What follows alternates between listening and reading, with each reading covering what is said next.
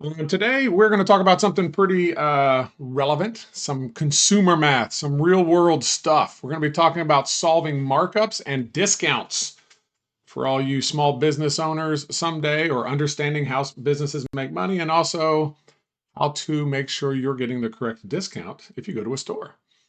Um, Makes me think about these walls. Like, so do you know what one wall said to the other wall?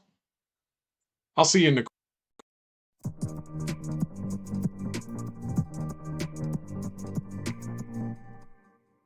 Yep, yep.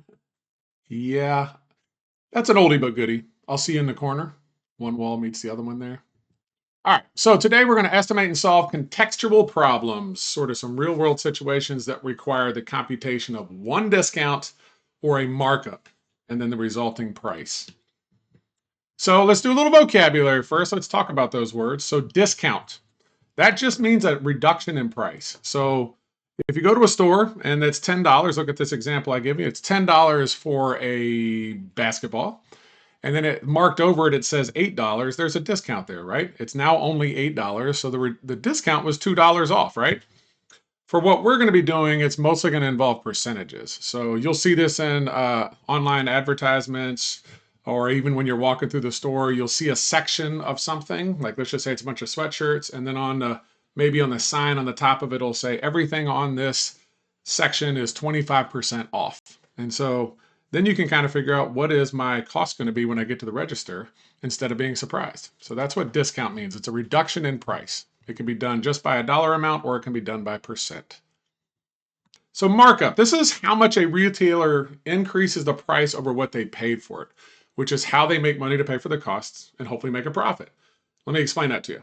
So the example down the bottom says Good Sports. So let's say you own this company called Good Sports, and you sell all kinds of equipment. You don't make any of it, you sell it. So they have to buy soccer balls from somewhere else, okay? So they have this company, let's say it's way out in the other part of the country, and they buy the soccer balls from this other company for $10 a ball. Now, if Good Sports buys those soccer balls for $10 and then sells them for $10, they don't make any money, do they? They have to mark up the price so they can make money off everything they sell. So Good Sports buys them for $10, sells them for $14.50, and they make the extra. They make the markup. That's their profit. And then finally, sale price. This is the price after the original price has been reduced by the discount.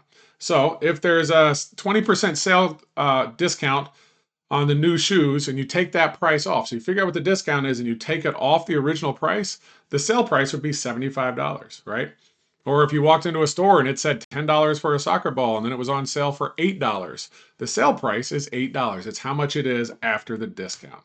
Okay, so when solving discounts and markups, it's all about still understanding proportions, okay? Proportions are a way to compare two ratios. They can be parts to wholes. Percents are part of a whole, right? If we say we spent 20 or ate 20% of a pizza, we ate part of the pizza. And the whole pizza would be 100%. So this is all a review. If you haven't seen this already, you should be going back and looking at my proportion videos. So you remember how we set up proportion using parts and wholes, right? We put part over a whole is equal to a part over a whole. And it's all about the labels, right? We got to make sure we line the labels up correctly. And when we do this, so if we have parts on the top and holes on the bottom, then we can eventually use this powerful tool, which we're going to get to. So for this example I gave you, you could have flipped both of those over, and it could have been 20 over 2 equals 80 over x as well, okay? Now let's look at what it looks like when you're dealing with a percent of a number. So we still have this same thing, part over a whole equals part over a whole, okay? And so the part would be a percent on one side, and a whole, when you're dealing with percent, would be 100, because 100 would be the whole thing. Okay, this could be flipped over as well. You could have 100 on top and percent on the bottom, and whole on top and part on the bottom. As long as you have your labels lined up correctly, you should be okay. So let's review when we're finding percent of a number. Okay, percent, we just talked about, it is part of a whole. 100 is the whole value of a scenario. So percent over 100 is our initial ratio. If we understand how these proportions work, and we also know what the initial ratio is, we can use the most amazing tool in the world called the THANG. So let's review that THANG real quick, all right? The thingy thang is just a funny phrase for using a proportional relationship. And the key to markups and discounts is knowing that percent and 100 represent one side of the proportion, and that would be called our initial ratio. So what is the steps for the thingy thang? Set up your proportion. Use the percent over 100 as your initial ratio. Then we cross multiply. Then we set them equal to each other. Then we divide both sides by the coefficient. Okay, if you haven't watched the thingy thang video, go back. It's so powerful to use in everything you're trying to do. So now let's take all that review and apply it to what we're talking about. When finding discounts and markups, we need to know how they fit into our thingy thang. Okay, they're based on the original cost. The original cost is the whole value on the right side. When we find a markup or discount of the original cost, we are talking about a part.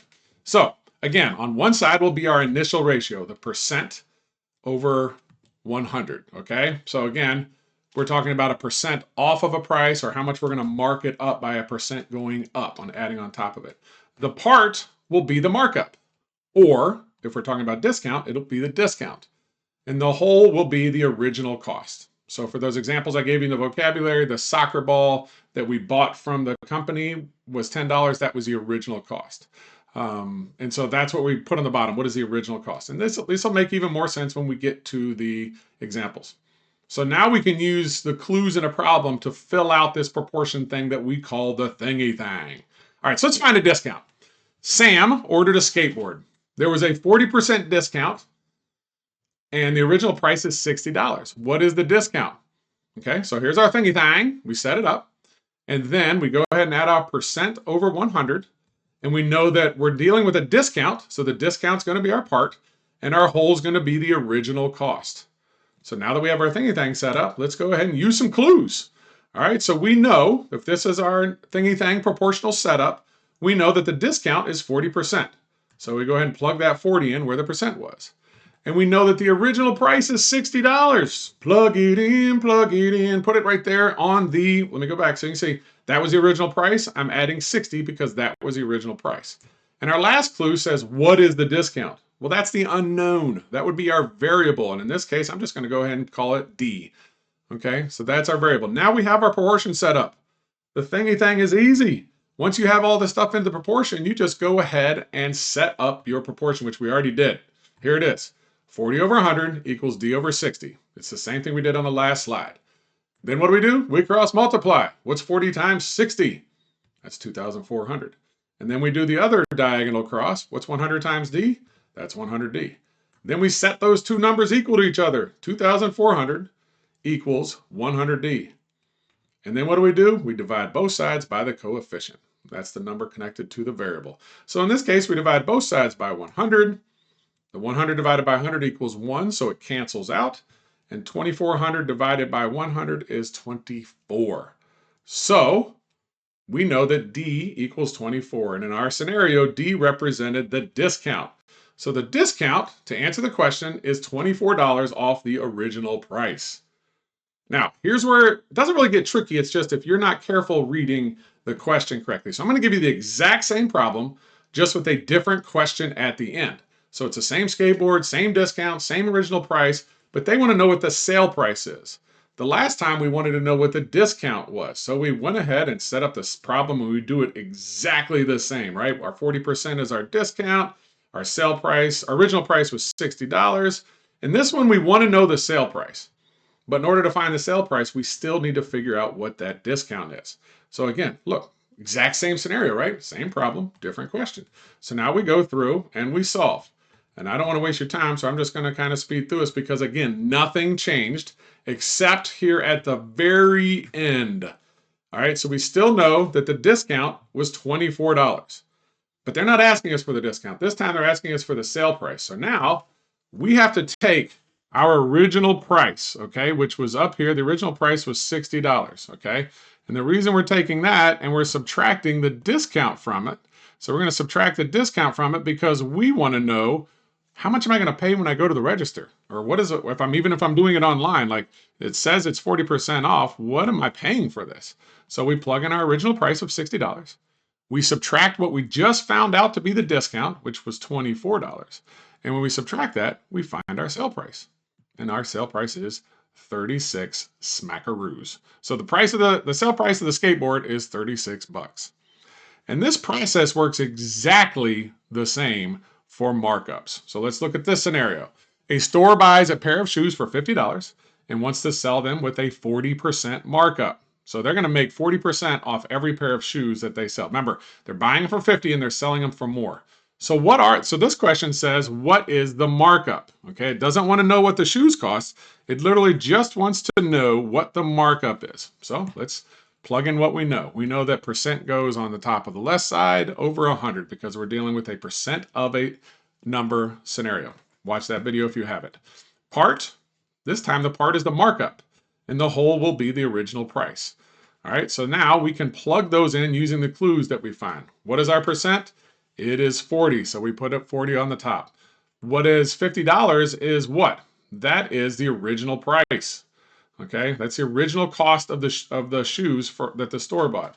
And what is the markup? Well, we don't know what the markup is, so we're going to put a variable there. Then we're going to go and set up that proportion again right here so we can solve it.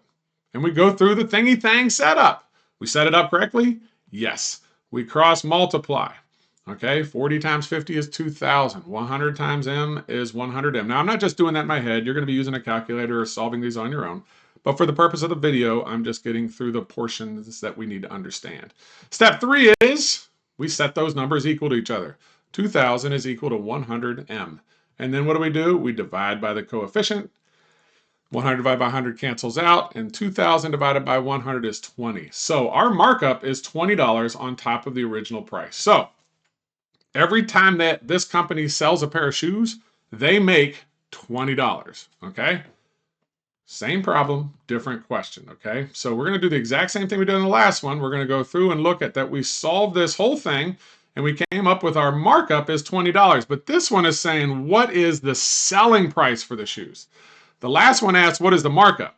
This one says, what is the selling price? So when someone comes in my store, how much are they paying for the shoes once we add the markup? Well, it's the same scenario. We're going to take that original cost that we bought them for, which was $50, and then we're going to add the markup to it so that we can get how much we're going to sell it for.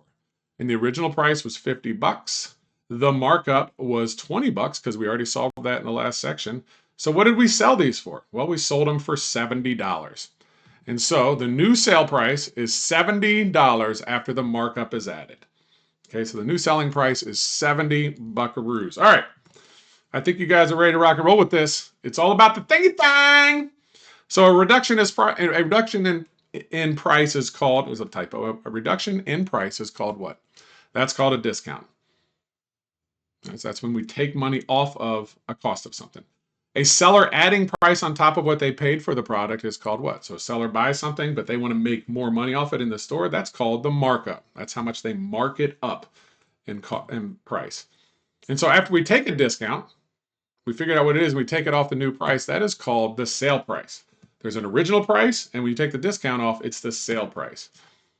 And finally, solving discounts and markups can be easily solved by using the thingy thang. All right, so why did the boy throw a clock out the window? He wanted to see time fly.